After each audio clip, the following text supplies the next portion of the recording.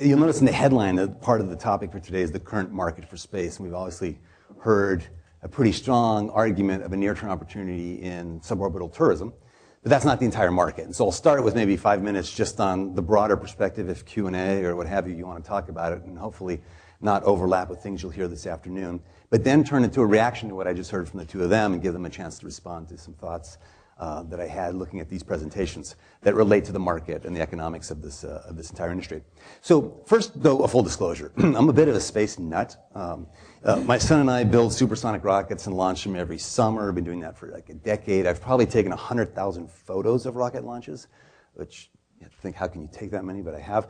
If you walk in the DFJ lobby, as you heard, it's full of rocket engines from the RL-10, the Lunar Module Descent engines. In fact, there's pieces of the lunar module, most of the Apollo from 11 to 16, as well as X-15, Mercury and Gemini, all flown hardware you can see there. So I come at this with a bias. Personally, I've been a donor to the B612 Foundation most recently. You're going to hear from Ed Liu later today. So this is me as a person. Then in the work context, as you might imagine, for over a decade now, I've been looking for space investment opportunities. And I have not, until SpaceX, found anything that I thought warranted a second meeting, which is an interesting statement about everything up to SpaceX. And then my eyes were open to how the landscape is going to change and is in the middle of a vast change. I think you heard it stated very succinctly. This is infrastructure. When you have lower launch costs from the suborbital players as well as SpaceX and soon some other companies around the world, lowering the access to low Earth orbit, it lowers the minimum efficient scale required for all the other coral reef of startups that could build on top of that capability. So if you're in the satellite business, if you're doing things that depend on low-cost access to space, now's the golden era, right? And I think we're seeing just a rejuvenation of interest around the entrepreneurial community because of that. So SpaceX was our first space investment.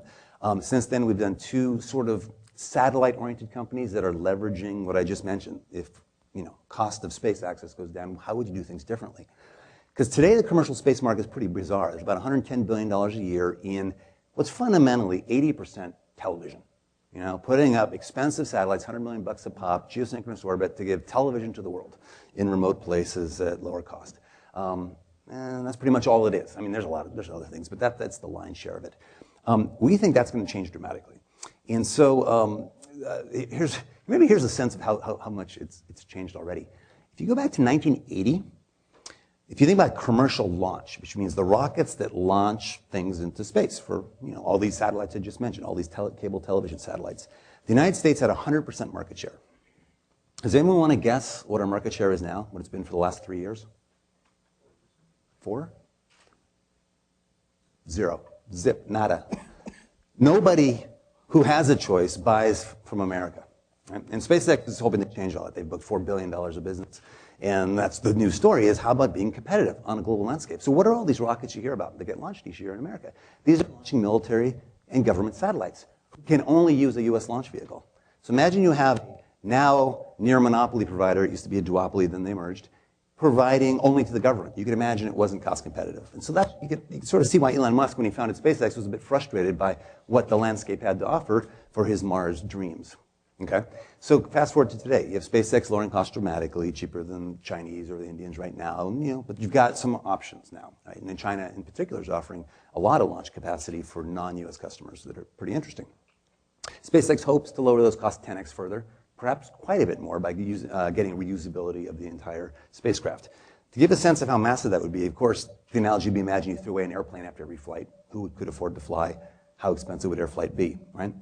And so there really is potential to drive these costs down where if they succeed in all their goals, flying around the Earth in orbit should cost less per person than flying around the Earth in a private jet. For equivalent numbers, 7-person, or 100-person, 100-person. We're not there yet, and they'd have to succeed in their engineering goals, but that's where we're heading, right? Where don't just go for a short peak, go around the whole Earth, connect with Bigelow, as you heard, connect with the ISS, and really live that dream. So that gets me excited. Okay, so what does this mean, though? I mean, I think it motivates, as you heard, entrepreneurs, students, people from various parts of industry to flock to this place, to think, hey, it's happening again. There are more than one option. I don't have to think of a government-only path to doing interesting things in space. And so I think that alone means you're going to see a lot of innovation. You also, as I mentioned, have unlocked the potential for small sats to do things in very different ways, or to think about fuel depots in space, or different concatenations of products that you bring to low Earth orbit, then assemble for other missions that are maybe spacefaring, that may be going to asteroids or going to the moon again, or to Mars. And you have people saying crazy things like, we'll go to Mars and back for $500,000 a head. I mean, that's kind of remarkable, but those statements have been put out there based on modeling of what this might lead to. So we've invested in a couple of small sat companies to give you a sense of what they make possible. Imagine now for much less than the cost of putting one of those geosynchronous birds up, you could put up 100 satellites that fly low, that are closer to the Earth, which gives you inherent advantages. Let's say an observation satellite. Putting the lens closer to the Earth is a lot better, right? And this year, there'll be 3 different companies we know of launching constellations of satellites to image the entire planet every day. Resolution won't be as high as the SpaceSats, but they'll be perfect for things like, monitoring deforestation in real time and catching them while they're doing it. Seeing if there's illegal fishing and catching them while they're doing it, right? Counting all cars in parking lots of every retail establishment if you're a hedge fund manager. Daily traffic to anything. If you're a commodities trader, what is the global health of all crops on the planet every day, right? And this data will be almost free because you're not tasking a satellite. You're not buying $100 million birds and keeping them up there with propulsion. You're letting these things fall out of the sky every couple of years and putting up new ones every couple of years. The Moore's law of this was sort of the inspiration was when you realize that, a typical Android phone has more processing power and memory than the average satellite in orbit today, and costs a lot less and works just fine in a vacuum. Take that concept, put it into a CubeSat-like format, and voila. A lot of things like that. That was just one example. So I dream of the Bigelow Hotel. I dream of the ISS, just like you saw. I also dream of flying in a very sort of low orbit around the moon, much lower than Apollo 10, right? No atmosphere. You could just be in a stable orbit, an incredibly low, skimming, if you will, the surface. There's a lot of dreams that are going to become affordable increasingly over our lifetimes. So as a transition then, let me react to some things I just heard and give a chance for each of you to respond, and then we'll go to questions in general. Which is, as I think about suborbital tourism in particular, I wonder about the timing and the market segmentation. So on timing, obviously you mentioned some product development that's going on, but I think you also are seeing in the news a lot of frustration. Like in November, Richard Branson said he stopped counting the days to launch because he said it gets delayed another year and another year and another year. And he wasn't pointing to his engineering team. He was pointing to things like the licensing and the insurance of the New Mexico government in this current standoff. You'll see if you just Google Virgin and anything in the news today. This whole informed consent regime that came up. So I'd be curious first, when I'm finished here in a sec, to comment on what that's all about. Is that holding it up, or is that sort of a head fake and not really the real story? Is it part of the motivation to go to foreign jurisdictions like Curacao to do your launches initially, where perhaps the regulatory regime is different? Has that been a benefit in terms of your strategy of where to go and how to do the business model around the wet lease and what have you? So this could be one of what's affecting the timing, right? That's the first part. Second would be who really flies, right? So beyond Richard and his 2 kids on that first flight and yourself and nuts like us who all want to go, and given the price points and how they might migrate over time, how do you think about it, right? So to me, there's some that I don't fully understand. Those people who are just thrill seekers who want to do something that they perceive as dangerous because that's fun, right? So there's that category.